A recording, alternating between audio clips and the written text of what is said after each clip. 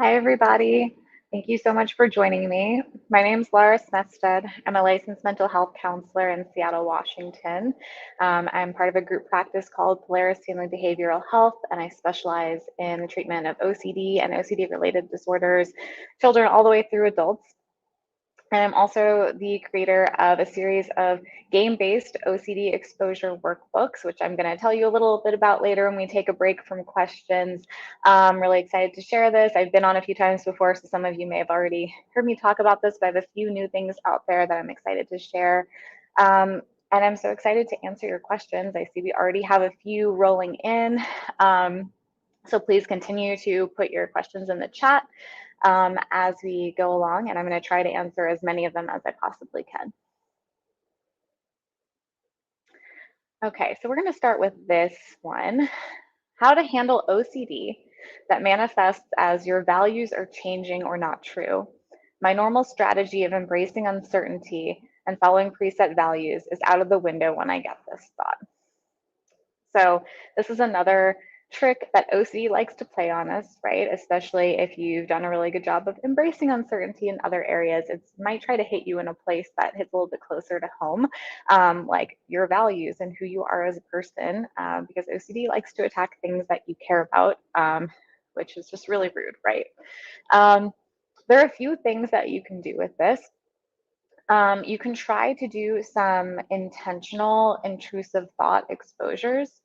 So instead of just the uncertainty of maybe my values are changing and maybe they're not, which it sounds like that hasn't been as helpful for you, um, picking one thought, picking maybe my values have changed in this way, or my values are changing, and really stick with that thought. Take note of what level your anxiety is at. If you use a 1 to 10 SUD scale, you can gauge it that way. And then continue to repeat the thought to yourself, either out loud in your head or writing it down until you notice that anxiety level decrease. Usually we're looking for at least 50%, but if you can do it until it goes all the way down or even until you're bored with the thought, that can be a really great way to work up towards embracing uncertainty. And then the other side that I would encourage you to look at is, are you engaging in any rituals associated with this? So are you doing any internal checking? Are you comparing yourself to other people or Googling, what does a person with these specific values do or believe? And trying to, obviously, the goal would be to just stop doing those rituals. But if that is too much of an exposure for you, you can try to delay or change those rituals in some way. But focusing on the exposure side and the response prevention side might get you to a place where you can really be in that uncertainty and tolerate the anxiety and tolerate the uncertainty and distress in a way that it sounds like it's a little too hard for you to do with this specific content area. Thank you for your question. Okay. Sorry, sometimes it takes me a little while to get the groove of reading the questions and answering them. This is more of a statement, but I really want to speak to this. I try to disregard a thought when I do. My anxiety is extreme and I just can't. I really love that this was put in the chat because I think it's kind of a misconception that we should just be completely like distracting or disregarding a thought and not giving it any time of day, because in a lot of ways that can actually be what we call experiential avoidance, where it's, oh, well, I don't want this thought, and so I'm just going to push it away and it's not going to be there, instead of actually sitting in the anxiety and dealing with it. And then there's the other end of the spectrum where we might kind of go down the rabbit hole and ruminate and think about it too much. And so the best thing is to kind of find this sweet spot in the middle where you are in this discomfort, you are tolerating it, not enjoying it. You're able to be there, trying to, again, similarly to what I shared with the last question, is if you can focus in on a thought without letting it spiral and do an exposure that way. The more that you avoid and push things away, it's just avoidance. And that's different from saying, okay, I'm having this intrusive thought. this could potentially distress me or cause me anxiety if I focus on it. So I'm just going to like live my life. That's a very healthy thing, very different. But the idea of, oh, I'm having this thought, I need to push it away and I need to not like think about it, could actually be the reason why a lot of people aren't making progress, because they're not allowing themselves to tolerate that anxiety. Um, and obviously, each thought is going to be different. Those of you who are working with an ERP therapist, you've most likely created a fear hierarchy where you've rated all of your exposures and all the response prevention from, you know, based on the level of difficulty or anxiety producing it would be. Um, and we typically, most people don't start with a 10 because that feels really, really terrible. And for some people can even be a little traumatizing. Um, Personally, when I'm working with clients, we usually start in the 3-4 range, you know, things that sometimes aren't as distressing, sometimes are, and work in those places where they can find success. So this practice of staying with a thought or staying within the anxiety may be more difficult for the more difficult thoughts. And the more that you work through ERP, especially like around that general thought, and the more you practice staying aware of, are you ruminating? Are you avoiding? Can you be in that feeling for at least an amount of time? It will start to get easier. And again, this is all dependent on, you know, the severity of your OCD and a number of other factors. They could be the ones that, even if you're sitting in the anxiety and it's unbearable, might be too difficult to start on. And so I would really recommend finding a therapist who specializes in OCD and exposure and response prevention for OCD, if you aren't already. And then you guys can work on constructing a fear hierarchy to be able to get at some of those things so that the thoughts aren't as distressing. You know, because we all have intrusive thoughts. I think this weekend, someone I know was talking about, there was a study done that said, I think 80 to 90% of people reported having intrusive thoughts, and then the joke afterwards was, and the other 10% are lying, because everybody has these thoughts. And for someone with OCD, simply having the thought can be really distressing. And so getting to a place where you probably will still have the thoughts, because we all have intrusive thoughts, but where they don't cause that much extreme anxiety. And even if they cause a little anxiety, you're able to tolerate and move forward. Okay, let me look through some of these questions. Okay, here's the next one. Why is it the more I live with my harm OCD, the more it feels like my reality and that I'm actually this horrible person? How to keep hope of being your old self back? My guess is the reason this starts to feel more like your reality is because your OCD definitely wants you to feel like this is real. It makes you want to feel like this is your life. Um, and these are all very true things, even if you know logically and have the insight that, okay, this isn't actually real, this isn't actually how I feel. OCD is going to work really hard to make you feel like it is. And so, you know, the more that you give into that and give into OCD, either by ritualizing, which includes avoiding things, the OCD can get stronger and stronger and start to fight back even more and try to solidify this fear even more. On the flip side, I've also had people, usually toward the beginning of ERP treatment, where they start to make some headway and make some progress, and then they start to feel like, um, not worse, but almost like OCD has like punched back, like they have attacked OCD and then OCD is coming right back for them. So sometimes that can account, if you are doing ERP and engaging in it, can account for some of those feelings too of like, oh, it feels even more like my reality because OCD feels you pushing back and it's going to push back even more. Um, and finding hope, you know, especially while having OCD, can be difficult. Um, Engaging in treatment is, I find, really helpful for a lot of people because they're able to, you know, take action and see their progress. And so even if they don't have a lot of hope or motivation at the very beginning, once they start to see that movement and see even just a little bit of evidence that life doesn't have to be this way forever, that usually will give a little bit of hope as well. And then the more that you work through treatment and do ERP, um, the OCD thoughts are going to feel less real for most people. That's what we know, that ERP works for most people. So right now it feels real. It feels like you're a horrible person because that's exactly what OCD wants you to think. And the more that you push back and fight against it, the less it's going to feel like that over time. Thank you for sharing that and asking that question. Okay. Okay. I'm currently dealing with ROCD, so relationship OCD, and it's focused on partner's annoyance, her voice, things she says, etc. How do I react to the fear and make room for these feelings?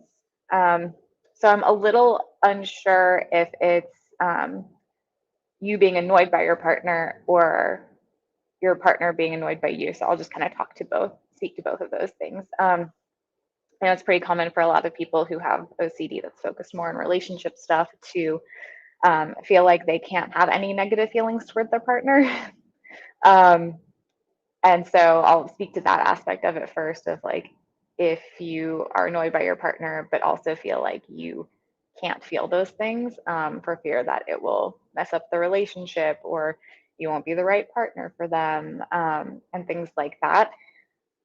Trying to not avoid and push away is probably going to be one of the best ways to react to this because the fear is there, the thought is there, and allowing yourself to really feel and be in the feelings, which I know like it sounds simple when I say it, but can be difficult for a lot of people.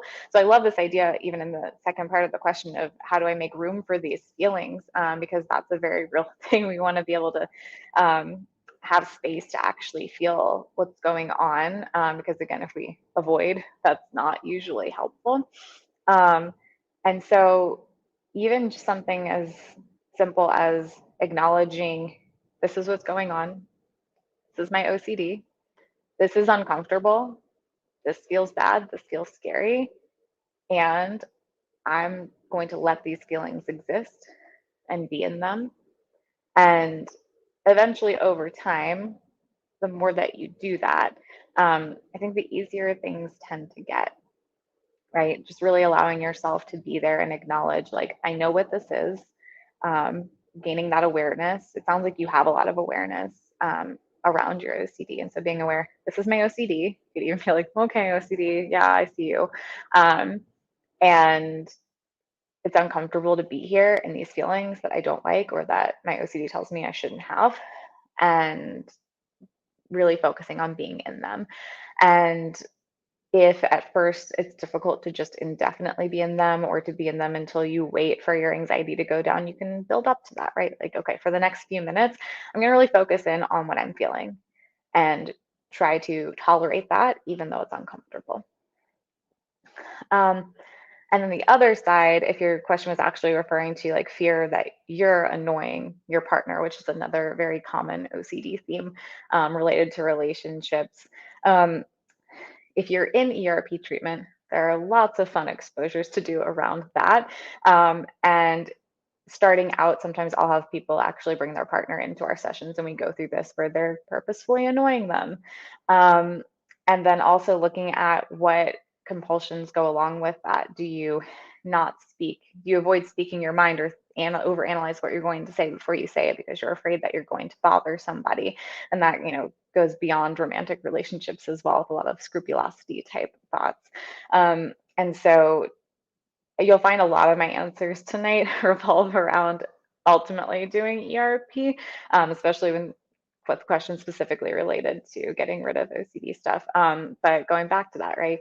Doing the exposures, creating those safety cues for your brain, and then doing the response prevention side so that you're not giving into OCD will apply to most things. So I apologize in advance. I'll probably repeat myself on that a decent amount. So yeah, I would say really exactly what you said. How do I make room for these feelings? Try to make room for those feelings and acknowledge that they're there and why they're there, and that you are in a place where you are learning to tolerate and deal with anxiety, discomfort, and uncertainty. Thank you so much for that question. Okay, let me read through some of these. I'm so glad we have so many questions. I wish I could get to every single one of them. Um, okay, this is one I think a lot of people will be able to relate to, especially if OCD has gotten really bad and really severe. I obsess all day, sometimes that I'm depressed. How do you handle this? So what's interesting is that people obviously can have OCD and have depression, and a lot of times depression is a byproduct of OCD. And so it sounds like in your case, the amount of obsessing that you're doing is actually causing a lot of depression symptoms. And so first, I would really recommend, if it's accessible to you, to find a therapist who really knows OCD, and someone who is well versed in depression, so that you can work on the OCD primarily, since the depression is probably a symptom of that, and be able to work through a little bit of the depression. And then if you notice that the depression piece is actually more severe than the OCD, then the focus might end up switching there. But having someone who can really help you with that, I think would be the first line of defense. Obviously, this webinar is through NoCD. NoCD is a great resource, and has a lot of really wonderful therapists who all really know about OCD. So that would be my first recommendation. And then I find that ruminating and obsessing, which is considered a mental ritual, is probably one of the hardest rituals to stop, or even realize is happening at some point. Like if it's a physical compulsion, sometimes people can be more aware, like, oh, I've gone and I've done this thing, or I'm walking over to this side of the room to do this specific behavior, and maybe have more awareness. But because we all think all the time, there are lots of thoughts going on in our head. Sometimes it can be hard to catch it when we're obsessing and when we're ruminating. And so that can also be really difficult to stop. If it was as easy as, oh, well, just stop obsessing, then none of you would be here and I wouldn't have a job. So it's not quite as simple as just stop. And again, trying to find that space where you're not excessively ruminating, trying to figure things out, going down the rabbit hole. But you're not just like putting a band-aid over it and going, okay, well, I can't stop obsessing, so I'm going to go watch Netflix. Finding a place where, and again, it might start with isolating one thought or one aspect of it and being able to focus on it, and then doing the exposure and response prevention that goes along with the things that you're obsessing about, and gradually reducing. And a trained therapist who knows OCD and ERP can help you tailor, all of that to you and what's specifically going on for you. OCD is, it just manifests in so many different ways. And even being an ERP therapist for years now, I'm still like, I know I haven't seen everything. I still will have intakes where I'm like, oh, I've never seen that specific presentation of OCD before, because OCD can latch on to almost anything. I wouldn't be surprised. And so finding someone who can really tailor treatment to you and what's going on for you, I think would also be a great step. So thank you. Okay, and if I am skipping questions, it might be because my answer again is do ERP. um, so I'm just throwing that out there. So a lot of these specific things of how do I handle this specific OCD fear, ERP, finding a therapist if you can, if there's one accessible. Thankfully, telehealth makes that more accessible for a lot of people who might not have therapists immediately in their area, which again is why NoCD is a really great resource. Um, okay. Is it normal for OCD to feel somewhat constant, but with random intense spikes? Like the spikes are intense crying sessions every couple of months, then going back to normal, constant OCD thoughts. The risk of possibly giving reassurance, which I don't ever want to do, I'm going to say that yes, I have seen this many, many times. So I won't go ahead and say normal because that's very relative, but I know that a lot of people will have spikes like this. And, that could be for a number of reasons. I know that for people who menstruate around certain parts of their cycle, they feel more intense OCD symptoms, just because hormones, right? Also, oftentimes, if people are not sleeping, not eating well, not taking care of kind of those basic needs. OCD probably feels a little more intense. Um, People who are on meds who aren't consistent with meds can also see spikes in OCD. Um, so that's really important if you're on medication to be consistent with it. Um, so yeah, very, very possible. I've learned again that like almost everything is possible with OCD. I don't think that there will ever be a point in my career where I feel like I've actually seen it all and heard it all, and now I can hang my hat and leave. Like, which is one of the reasons I love what I do because OCD is so interesting. Um, and yes, that definitely happens with spikes and things like that. So you're not alone. Okay. I'm going to take just like a few more and then we'll take a little break from questions. I'll share a little bit about my workbooks and then we can dive back in again. Um, okay, this is a great one. I'm scared that if I agree with a thought, it will become true. Um, this is the basis for so many people's OCD presentation. So going back to that, we all have intrusive thoughts. Like almost everyone, I think, has had some thought similar to like, oh, I wonder what would happen if I drove off this bridge. Like I've had thoughts like that. And the person without OCD can just be like, well, that was weird. Okay, and then just kind of move along with their day and maybe never even think about it again. Someone with OCD, especially if their OCD latches onto that thought, might continue on with that. And instead of just being like, oh, this is a thought, it's, well, why did I have this thought?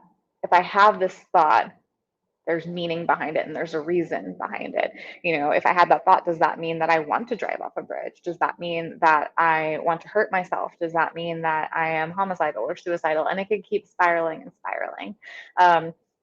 This is especially prevalent with some of the more taboo OCD themes, where one of the reasons why the thought is so distressing is because it doesn't actually align with how the person feels, but their OCD tells them if you have this thought, it's because you want to do it. If you have this thought, it's real.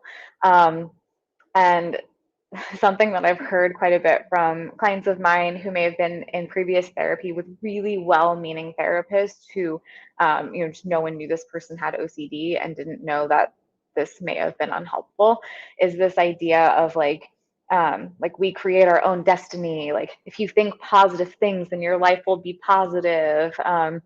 If you think negative things, your life will be negative. For someone with OCD, that can be pretty triggering because their fear is already, oh, I had this thought. That means it's going to happen and going to come true. So, this idea of like, we manifest our destiny through our thoughts can be pretty distressing for someone with OCD because that is one of the biggest sources of fear. And so, I'm not going to give reassurance and say that it won't become true because maybe it will and maybe it won't. Um, and again, when you're doing ERP, things are going to really be tailored to you with exposure and response prevention, making sure that you're doing things, in an order that's going to be helpful for your treatment and at levels that are going to be helpful for your treatment, so that eventually maybe you're working up to a place where you can agree with the thought. Like with the example that I gave of what if I drove off a bridge? Maybe right now, if I'm starting therapy, it's too hard to say, as an exposure, I do want to drive off a bridge. That might be too hard. I might not be there yet, but there's so many things that I can do in the interim on the exposure side and the response prevention side to eventually work up to that. Also, if like saying thoughts out loud is too hard, sometimes writing them isn't as difficult for people. Or even, if you're working with a therapist, if they know the thought, then they can say it to you, whisper it to each other. There are lots of ways to work up towards, like, as an exposure, agreeing with the thought. So thank you for that. Oh, and I just realized you had a second part of your statement, which was, or give it a maybe statement. So agreeing or embracing that uncertainty of maybe it's true, maybe it's not. Seems like both of those are really scary and really hard. And so you can work your way up to that. A therapist can help you construct a fear hierarchy where you can work up to being able to do that. Um, and my guess is that these thoughts that you're having might be incongruent with how you actually feel, which tends to make it even harder for people to agree with something, because they're afraid that it's going to become reality and become true. Okay, so we'll take a little tiny break from questions, talk about my workbooks a little bit. When Jenna asked me if I would come on again to do this, we were like, oh, and it's close to Christmas, so you can keep that in mind, Christmas gifts for yourself or someone else. And I will share where you can get these workbooks towards the end. So I've been working on a series of game-based, I like to say activity books because people tend to not like workbooks, but these are not like traditional workbooks. They're not boring. And the way this came about is I was creating all of these games and activities for my clients, and they seem to go over really well. I find that when we can make exposures fun, people are more willing to do it. And it doesn't really take away the effectiveness of the exposure. But it does increase motivation for a lot of people. And so these workbooks are advertised for teens, but it's really for anybody who wants some new creative strategies. Maybe you need an increase in motivation. And so the workbooks that are available, I have a perfectionism one, which I'll show you a little bit from, scrupulosity themed one. I've worked with Dr. Wendy Ashcraft on 2 contamination themed books, a bathroom contamination and a COVID contamination. And then I have one for airplane fears. And then my most recent one that I released just a few months ago is a harm themed book. A few times ago when I was on here, it seemed like a lot of people were interested in that. And so, again, all of these are game-based things. And so I'll show you just kind of a few examples of what that might look like. This is the perfectionism book. And, there are things like color by numbers, but do it wrong. And then there are examples of ways you can do it wrong. There are some drawing exposures. We have some like bingo things. So if someone has perfectionism around their bedroom, they can complete this bingo card, maybe have a goal for themselves once they do all of those exposures. It's also just like a fun idea in general for people who are doing ERP and they have a bunch of exposures that they're planning on doing, but like there's no way to make them fun or make them a game. You could like make a bingo card with all of your exposures, and then when you get blackout on your bingo, you have a reward of some type. Imperfect crossword puzzles, which people love to hate because there aren't enough spaces for the letters for all of them. So it's a lot of things like that. And the scrupulosity book, which I had a lot of fun with, has a lot of like word searches with potentially triggering words. Most of the books have word searches and word jumbles, because sometimes the words alone can be hard. In the scrupulosity book, looking up urban dictionary items that are inappropriate and potentially drawing out pictures to represent them. There's some connect the dots, there's some exposure script prompts. There's some like Mad Libs for Bible verses, which is really great for people with more religious themed scrupulosity, roll the dice insults, lots of fun stuff. And again, I really decided to publish these because people were really engaging with them and telling me that they were great motivators to do exposures. So I am going to put the website where you can find these workbooks in the chat. It will let me. Okay, so that is in the chat in just a second. And if anyone's interested, you can go look through it. They're all on Amazon. And yeah, so I think that's all I have to say about that. But I really love sharing, low cost resources for OCD. And especially for people who maybe need a little extra motivation in their ERP work. It's also great for any therapists watching to just kind of have on hand in the office. It's a great adjunct to therapy. That's really what it was designed for. So if you've never done ERP before, I would recommend first like being in ERP treatment so you know how to handle the exposures and what to do with them and how to decide like what might be too hard and could be traumatic, or what just kind of where to start in that whole process. So, okay. So we still have about 15 more minutes, so I will answer a few more questions. There's so many questions, which I really, really appreciate. Okay, let me take a moment and see what we have. Okay. Does anyone else have a normal positive thought that is immediately followed by negative intrusive thought after dealing with harm OCD or fear of losing control? I know for a fact this is very common because I actually had two people today talk about this in session, so this is relevant for me. And that kind of goes back to the way I conceptualize OCD is like this bully that just wants to make your life miserable. So you'll be really happy about something, and then OCD is like, nope, we're not having that. And so then it's going to give you something that causes you distress, usually, um, which is no fun. And so this, quite frankly, sucks. And I'm really sorry that, this is something that you have to deal with. Um, the more that you fight OCD, the less this starts to happen. But again, like I said earlier on, sometimes when people first start to fight back and do ERP and they make a little headway, OCD might try to fight back. So, but eventually over time, if you really work in treatment, that will happen less. And not necessarily that you'll have the thoughts less. Most people have less intrusive thoughts.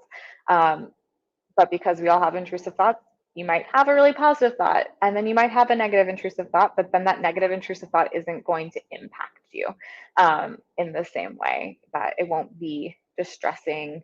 It'll just be a thought. That was a bad thought. Let me go back to the positive one because that's the one that I actually care about, and I don't actually care about that negative thought.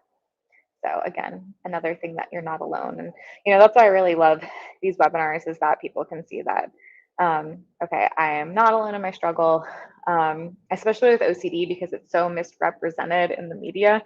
What we see on movies and TV shows about OCD is very narrow and maybe exaggerating like a small percentage of what OCD actually looks like, and it misses a lot of it. So I know a lot of people with OCD feel like, oh, I must be the only person who's had these thoughts, or I must be the only person who feels this way, because it's not presented in pop culture. It's not talked about.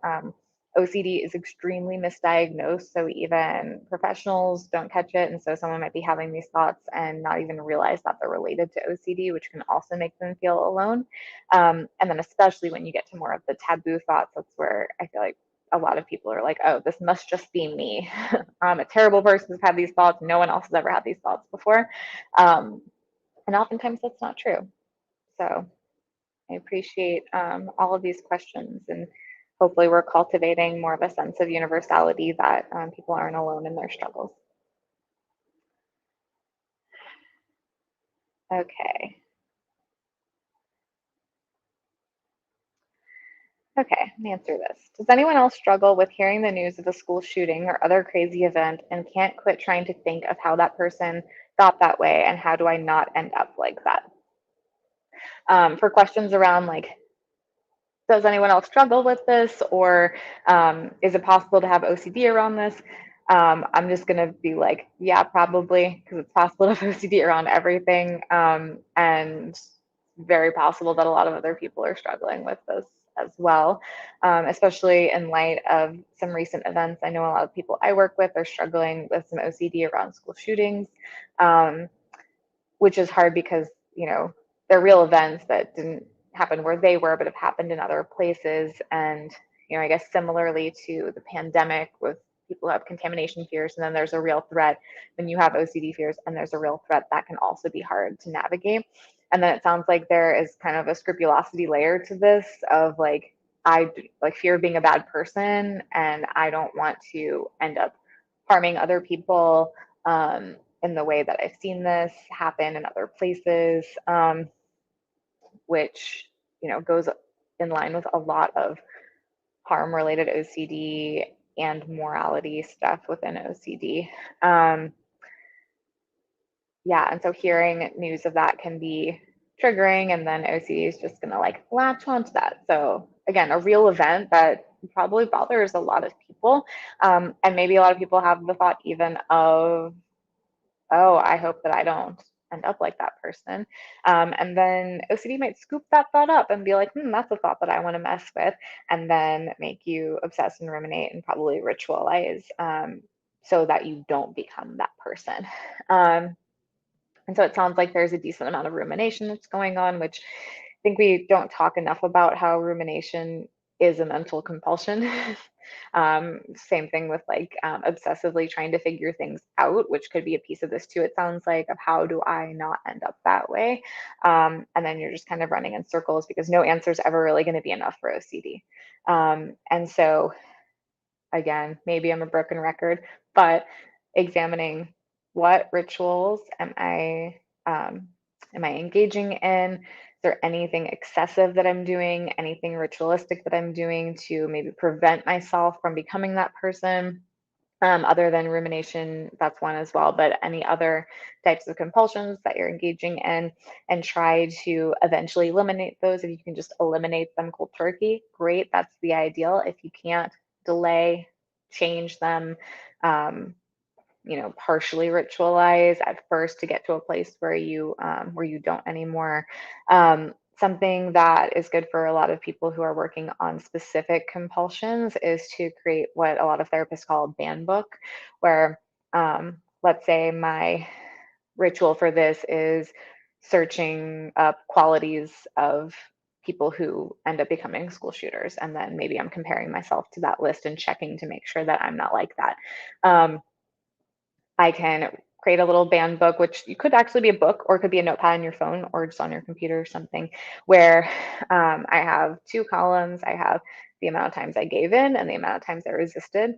And then every time I search for that and give in, I put a tally mark on the give in side. And every time I have the urge and I don't do it, I put a tally on the resist. You could also add like a delay if that's like where you are and that's what you're working on. And I find that that's also a really good just visual for a lot of people, because, and just a self-awareness piece, because some people don't have a strong grasp of how much they're ritualizing, um, and how often they're actually giving into their compulsions. Like they probably have an idea of like, oh, I know it's probably a lot, but then when they actually count, it's like, oh, this is a lot. And so that can be helpful. And then just to see the visual, and like some people will do a new column every day, every week, but then you can see it start to change where the resist side tally marks becomes longer than the give in side, which also I think gives people hope and motivation. That was a little bit of a tangent, but maybe is applicable here. And then there is the exposure side of this as well, which can be a little tricky, again, with a sensitive subject and something that is going on in the world. So that's where I feel like it'd be really great to work, again, with an ERP therapist who can really build that with you, especially for things that might feel even scarier because there's evidence to back up that it could happen. Not to say that the completely illogical OCD stuff doesn't feel just as bad, because it definitely feels really bad. But when it's supported by evidence, again, similar to the pandemic, and just might have an extra layer onto it. So having that support can be really important. Okay, is having dementia a theme as OCD? Um, so kind of circling back to something I said before, like, is it possible to have OCD around blank? Yes, OCD you can grasp onto anything. I know there are a lot of people who have OCD around fear of getting either specific illnesses, mental illnesses, forgetting things. This seems to fall into some of those categories. And then it's just specifically like, this is the one that's targeting. So yes, absolutely, that can be a theme. That can be something that your OCD latches onto. And just like any other theme, you treat it the same way. ERP, can you tell I love ERP?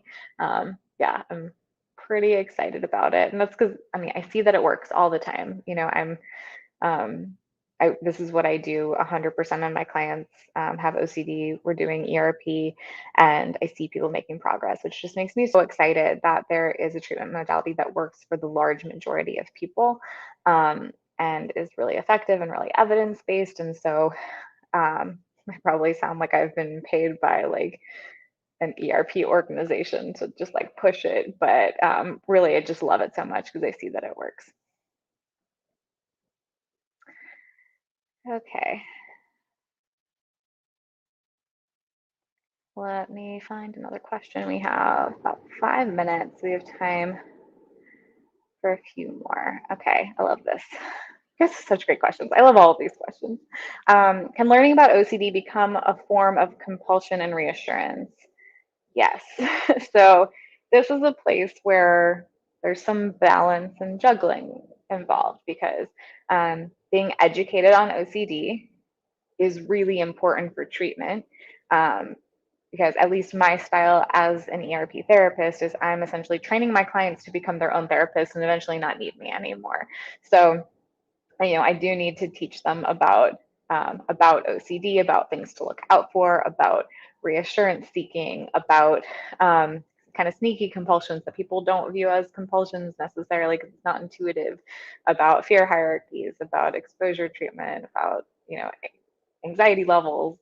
It goes on and on. So there's a lot of teaching that has to happen. And so if you are working with a therapist who can help guide you through some of that psychoeducation piece, then that might be like a road to minimize any of this as a form of reassurance seeking, because you're not necessarily seeking out the information. You have someone else who's guiding you in a way that's appropriate for your treatment. So it is a balance between like staying educated and making sure you're not seeking reassurance or engaging in other compulsions. So one thing that I would look at is, do you actively want to learn more about OCD? And that's something that's like bringing you happiness. Is it something that you feel like you have to do? I have to know this. I need to know this information. If it's a need versus a want, probably more of a compulsion. After you look, do you feel a temporary relief? Maybe more of a compulsion. Compulsions satisfy OCD for like a little amount of time, not forever. And so if your anxiety is high, you ritualize, you get that relief, and then of course it comes back usually stronger. So I would look at that, and then also just thinking about, and this could be an experiment you do, if you have the thought of like, oh, I want to look up more stuff about OCD and learn more about OCD. If you were prevented from doing that in that moment, how would you feel? If you would be like, oh, it's totally fine, whatever, like I kind of wanted to, but like, whatever, I'm gonna go make mac and cheese. Probably not a compulsion, but if you would feel discomfort, distress, anxiety, somatic symptoms, as a result, and maybe that even increases initially if you're prevented from doing that, that's also a sign that it could be a compulsion or reassurance seeking. And then also just thinking about the why, again, like the want versus need, but also like the why. Like, is there a lot of information about OCD that I don't know because I've never been educated on OCD before and I just found out that I have it? That might be a little different from someone who actually knows a decent amount about OCD and they just feel like they have to keep learning more, or even double check that they know what they know, or I need to dive into all of these different like OCD themes that could present. And also looking at the frequency, duration. Is it excessive? Is it done in a specific way? Are you just like reading about OCD because you follow OCD Instagram accounts and like that's cool? Or are you spending like hours reading about OCD? So yes, and then a very long answer of how you can decipher that. Okay, I'm gonna take one more question. I'm gonna try to find one that doesn't have an answer that I've already said in some variation or some flavor.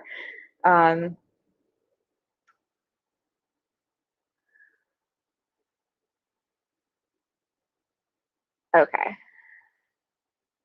this will be our last question. How does someone surrender to harmful, intrusive thoughts when the last thing you want to do is harm anyone?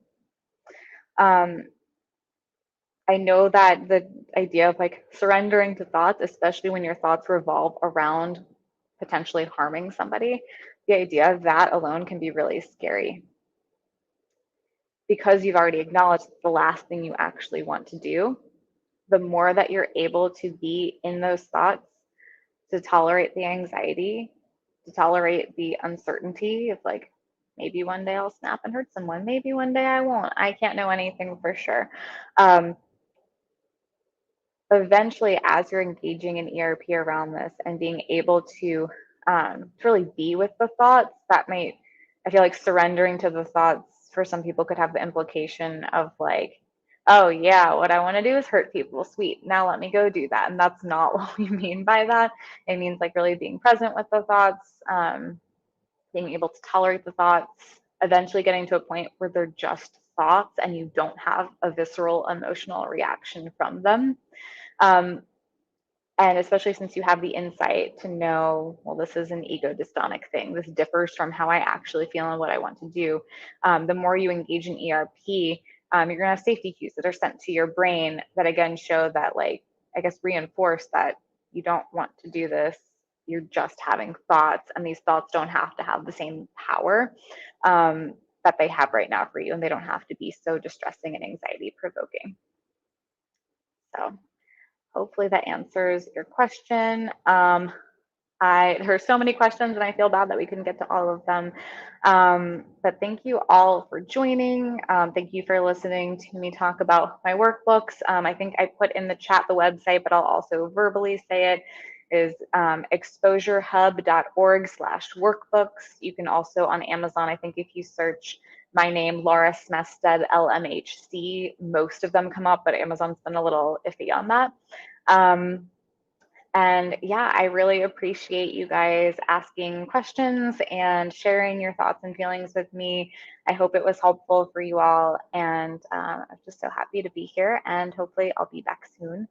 So I hope everyone has a great holiday season if you celebrate holidays, and I will hopefully see you soon.